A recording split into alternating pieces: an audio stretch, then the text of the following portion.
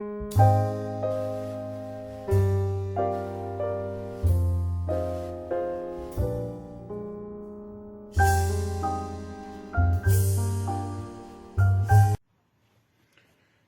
¿qué tal? Mi nombre es Ricardo Hernández, actualmente estudiante de la licenciatura en Derecho por la Universidad Virtual del Estado de Guanajuato. En este video abordaremos el reto número 2, la personalidad y su validación ante el registro civil.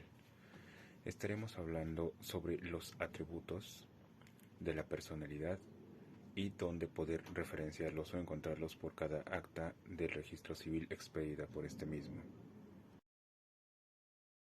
¿Qué son los atributos de la personalidad? Estos son aquellos inherentes a la persona, por el hecho de ser tal en ese sentido. En este sentido, dichos atributos son la personalidad, el nombre, la capacidad de goce, la nacionalidad, el domicilio y el estado civil. A continuación explicaré brevemente cada uno de estos atributos. El nombre se define como la o las palabras que sirven legalmente para distinguir a una persona de los demás. Se compone de dos partes. El nombre de pila principalmente es aquel que nos permite identificar a la persona en un grupo social, y nombre patrónico o apellido es aquel que nos permite verificar a qué familia pertenece. En el caso de este atributo, se puede decir que lo encontraríamos en la mayoría de todas las actas expedidas por el registro civil, como por ejemplo puede ser el acta de nacimiento, el acta de matrimonio, de defunción o incluso en un acta de adopción.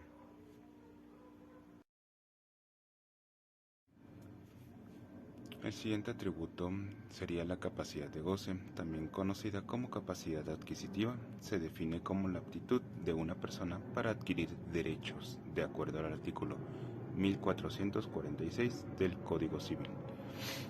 Toda persona es legalmente capaz, excepto aquellas que la ley declara incapaces conforme al artículo 1447 del mismo Código Civil. Se distinguen entre la incapacidad absoluta y relativa. Por un lado, son absolutamente incapaces los impuberes, los dementes y sordos o sordomudos que no pueden darse a entender claramente. Por otro lado, también son incapaces relativos los menores adultos. Finalmente, existen otros tipos de incapacidades particulares, que son prohibiciones que la ley ha impuesto a ciertas personas para ejecutar ciertos actos. Ejemplo de ello es la compraventa entre cónyuges.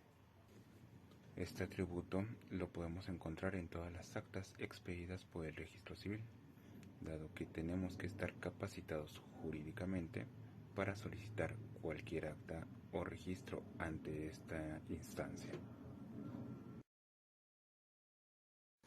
El siguiente atributo sería el domicilio. Según el artículo 59 del Código Civil, define el domicilio como aquella residencia acompañada o real del ánimo de pertenecer a ella. De acuerdo a esta definición, el domicilio consta de dos elementos. El primero de ellos sería el elemento físico o material. Este consiste en la residencia, es decir, la relación de hecho que existe entre una persona con un lugar determinado con carácter de más o menos estable. El segundo de ellos sería el elemento psicológico. Se refiere al ánimo de pertenecer en ella o a ella, en dicho territorio. El domicilio es de suma importancia para efectos legales. Por ejemplo, de acuerdo al artículo 955 del Código Civil, la sucesión de los bienes de una persona se abre al momento de su muerte en su último domicilio. Este atributo lo podríamos localizar en las actas del registro civil expedidas, como sería el acta de nacimiento, las actas de matrimonio, incluso también las de adopción. Es algo también importante de validar en cada una de ellas, ya que con esto se valida también que corresponda a un lugar. Ahora veremos el Estado civil.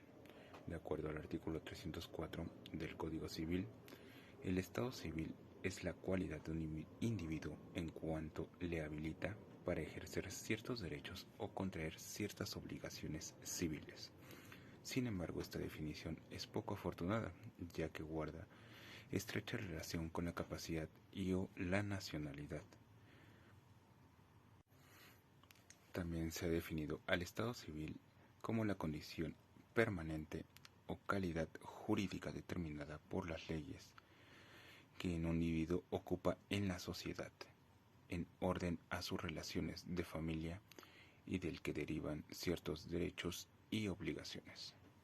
Hechos o actos que dan origen al Estado civil serían el matrimonio, genera el Estado civil de casado; la muerte de uno de los cónyuges genera el Estado civil de viudo; la sentencia judicial de divorcio genera el Estado civil de divorciado; el nacimiento da lugar al estado del hijo y soltero.